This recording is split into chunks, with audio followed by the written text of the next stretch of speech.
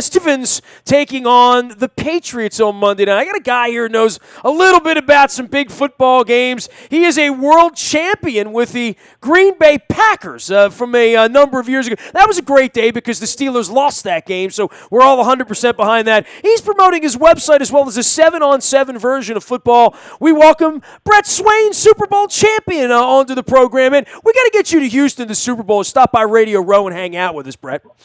That'd be pretty cool, and thanks for having me. Yeah, it's great to have you aboard, and I know you're doing a different kind of football that I think anybody like in my position that's been on the backfields out in Owings Mills, that's watched football, knows about 7-on-7 football. This is something that I'm sure you had in high school in Carlsbad out there in San Diego at San Diego State, and you took into the NFL, that you're bringing more to the playground now. Is that correct?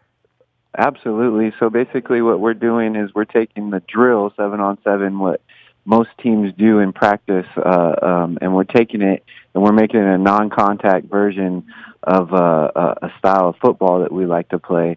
One thing that 7-on-7 is great at is that it displays an actual athleticism that translates to the real style of football. So with the growing popularity of non-contact sports, we're trying to catch this wave of 7-on-7 football, and now a lot of people compete in tournaments, and we're basically taking the tournament style and then make it into a league, something that's more about your community and growing it within your community for sure. Tell me about non-contact here, and tell me about your feeling about this, because clearly you played a lot of football, you played at a high level, hometown hero out there in San Diego, went on to Green Bay. Short career, but, certainly you got a lot of value out of it, and you're still doing it. Why non-contact at this point for you?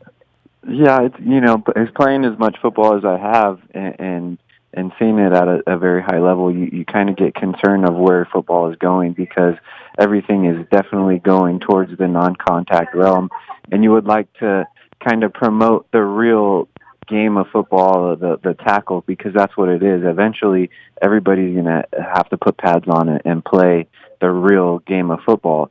So 7-on-7 is a great opportunity to use the passing game, and the great thing about our game is that the passing game is becoming so much more popular that the flag leagues that run the football and do certain types of things are becoming more popular because of the passing game. So basically, we're taking a drill that teams work specifically on their passing game and making it into competitive games. A lot of high schools out here in California do this in the summer. They call it a summer passing league. And now what we're doing is taking it down to a lower level, because a lot of kids are going out of the contact game and going into the non-contact game. And this is the game that they need to be playing if they're playing a non-contact game for sure. All good things start in California, right, Brett? Yeah, absolutely. Everything does. Well, for you being a kid on the playground out there in where the weather is beautiful, and out in Carlsbad, you can play football outdoors 12 months a year as much as you're as much as you can, and you went to San Diego State. You're starting this thing in California where things do start. I mean, I'm kind of half kidding, but to get some sort of penetration into this, and I guess making parents that would be maybe a little less likely to have their child out wearing a helmet and getting hit on the head and being subjected to concussions and all that goes with that. Tell me about padding. Tell me about equipment. Tell me about flags. Tell me about footballs. Tell me about this thing, because I'm going to go watch it out on your YouTube thing. I know you got some videos up here at BrettSwainFootball.com. You can go watch this stuff, but this is. It's football, but it's at less risk, I guess, for kids, right? Right. Well, it turns into a two-hand touch game. There's no flags, but we do put a soft shell helmet on them. We use what we call a game breaker helmet, and Game Breaker has been doing 7-on-7 for the high schools for a long time now, and they're pretty much the only certified helmet on the market. So that's why we like to use that helmet. And basically, it's grown so big in California that it's really been a huge game in the LA area. So being in San Diego, the whole purpose of this game is to kind of get our San Diego kids up to the level of the LA County kids. A lot of Los Angeles kids get notarized through 7-on-7. There's a lot of kids that get scholarships. There's a lot of bigger schools up in the LA area. So San Diego, we kind of get the crumbs, and our kids are not as far as long as those kids. So basically, the whole point of bringing the league down to San Diego was to increase the knowledge of our youth.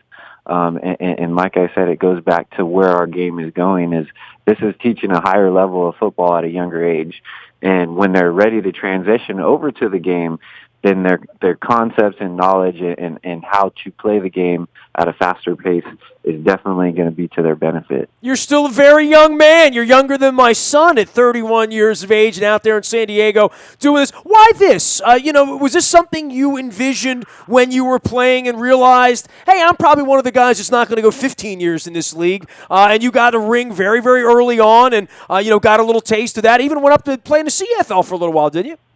Yeah, absolutely. So, just like you said, I wasn't eyeing this exactly, but I was staying involved with the movement. So when I went to college, I had a buddy that jumped into the 7-on-7 circuit right when it started. So this all started about 4 or 5 years ago, and it started with a huge tournament in Las Vegas. And basically, all of our high school coaches, they put together these all-star teams.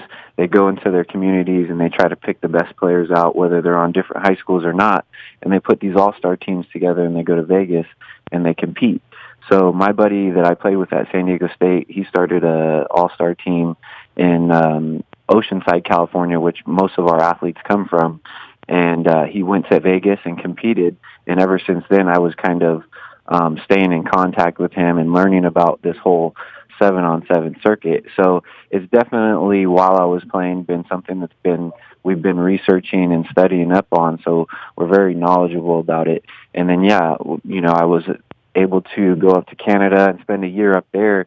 And we actually started 7-on-7 up there in Canada. One of my buddies that I started a good relationship with, G. Roy Simon, one of the most all-time prolific receivers up in the CFL, he started his own 7-on-7 team out in Vancouver. So they're playing American-style football on their 7-on-7 team, but we would like to transition the game to a little bit more Canadian style because of the passing that they do up there as well. And it's a whole nother opportunity for their youth as well. Did you enjoy Canadian football? I absolutely did, man. It was different. It took some time getting used to, but it's still pro ball up there. They treat it just like we treat the NFL down here. They get great crowds. They have great events. They got great stadiums.